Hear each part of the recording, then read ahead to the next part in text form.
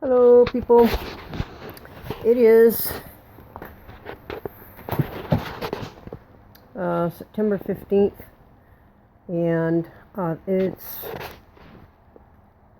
this definite weather change. I thought I was done making my reports on my health, and a little kinker just happened, and I'm a little upset.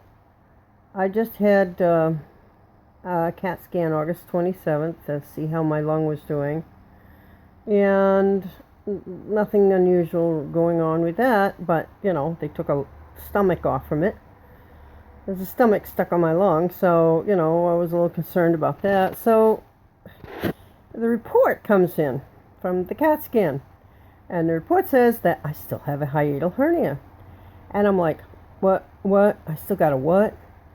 Wait a minute. Didn't I just spend the last 2 months having that surgery, recovering from that surgery? Why do I still have a hiatal hernia? He did this Nissan twist where they fold your stomach around your esophagus so it can't go doing what it's doing again. So it causes a lot of digestive problems. It feels like my stomach is strangulating. I try to eat, and certain foods, I don't even know if it's certain foods. There's just certain times of the day, if I'm laying down, if I'm standing up, I get so in pain, and then I have to go lay down, and then the gas, I swear I could inflate a balloon and float to Oregon. I have an appointment with the original doctor that did a doctor that did one of my upper and lower GI scans, and where they found the hiatal hernia, and they couldn't find any bleeding, because the whole point of this whole business was because I was bleeding to death for 10 years. I got more blood from other people in me. I'm surprised I don't have multiple personalities. So I am not happy.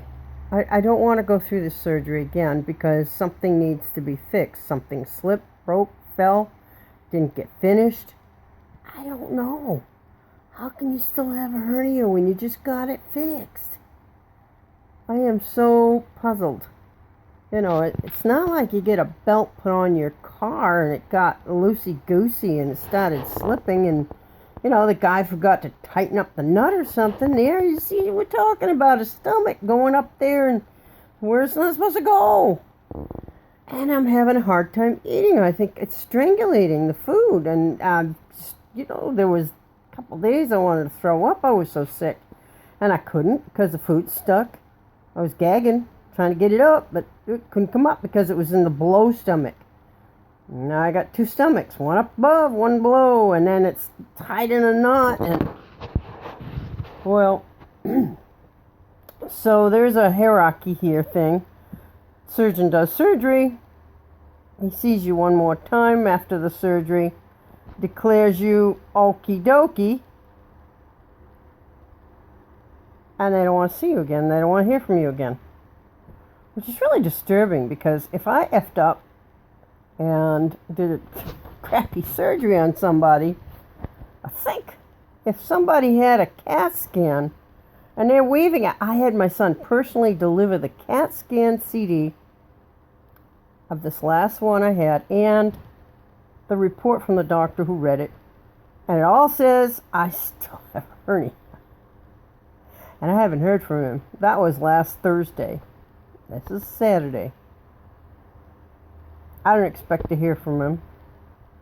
His nurse keeps saying, well, if you're having gastrointestinal problems, it's nothing to do with your surgery.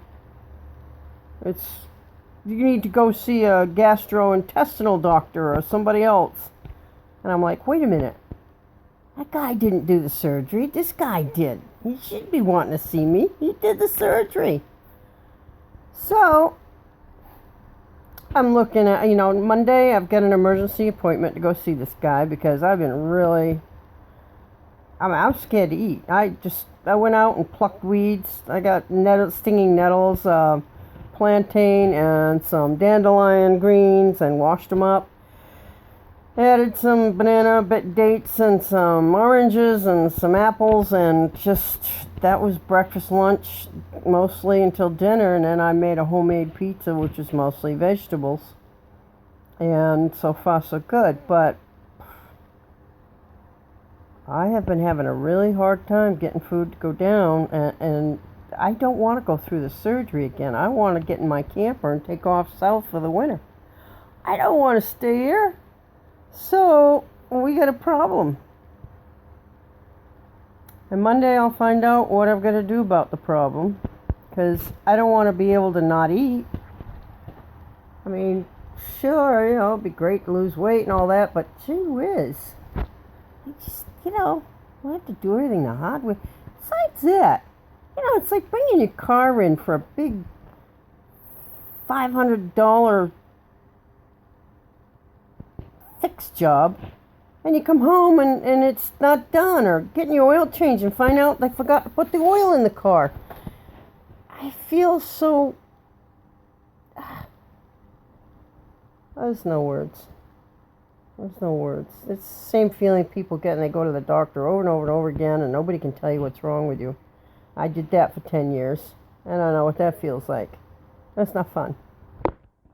So Monday I'm going to go find out. Oh yeah, I had an ultrasound, because everybody wants to point their finger at my gallbladder.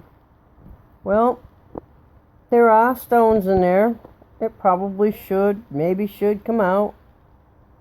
But there's no blocked bile ducts, and the gallstones are just sort of sitting there. And if I drink enough water with apple cider vinegar or lemon juice and a little olive oil, they will slide out on their own. I'm just lazy like everybody else, unfortunately. And it's too bad, because people don't need to have gallbladders removed.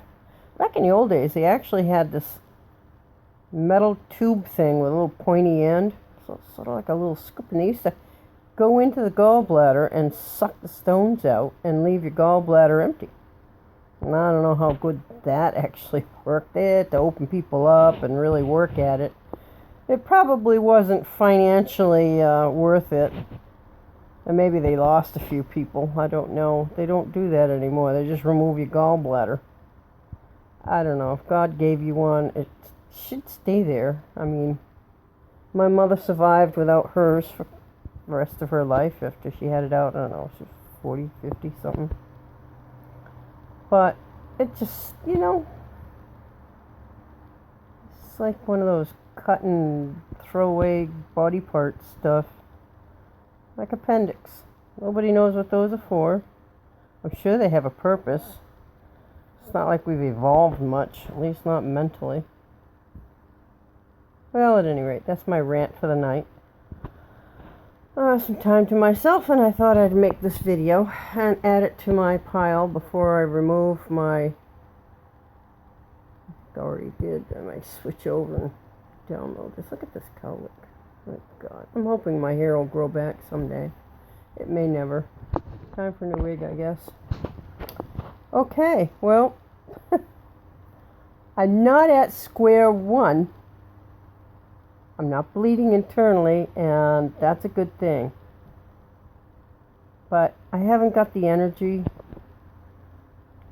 I hardly feel like doing much of anything. I don't know if I'm just depressed.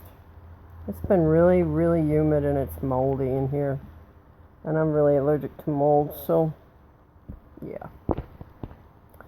Okay, well, I will make another video after this, figuring out what we're going to do about the missing surgeon who's just not dealing with this, and whatever else needs doing about the situation. Okay. Peace to you all. Bye-bye.